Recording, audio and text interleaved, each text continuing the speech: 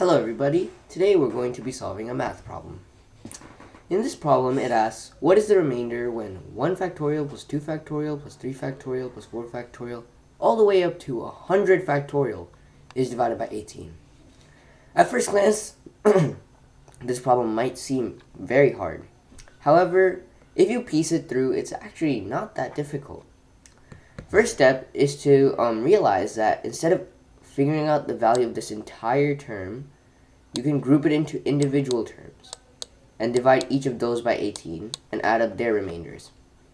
And then you can notice that these are factorials, which means that, for example, 4 factorial would be equal to 4 times 3 times 2 times 1.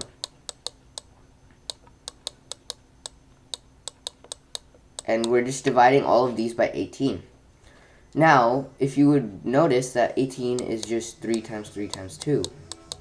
So we need to find the first factorial that has 3 times 3 times 2.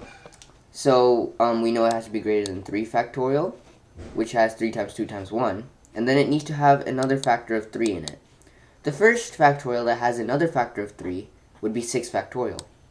And if you look, we have 6 times 5 times 4 times 3 times 2 times 1. And if we divided this by 18, we could see that we could get rid of the 2. We'd have 9 left over. We'd get rid of the 9. We'd have 3 left over. And then using the 6, we could get rid of the 3. This means that dividing 6 factorial by 18 leaves no remainder. And any number greater than 6 in this factorial position would just add a times. For example, 7 would add a times 7. This means that all numbers greater than 6 would leave a remainder of 0 while dividing. So that means we only have to consider the first 5, 1, 2, 3, 4, and 5 factorial, and we will get our answer. So remainder when it's divided by 1 factorial is 1. Remainder when it's divided by 2 factorial is 2. Remainder when it's divided by 3 factorial is 6, because 3 factorial is 6. And then 4 factorial, you get 24. 24 divided by 18 is 1 remainder 6 again.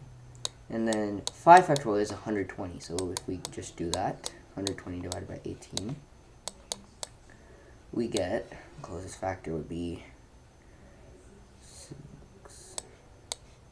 108. And it would leave a remainder of 12. So now we add these up, we get 3 plus 12 plus 12, so 24, 27. Well, you have to be careful because 27 is greater than 18.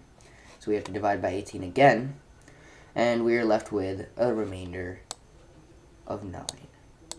And that is our final answer.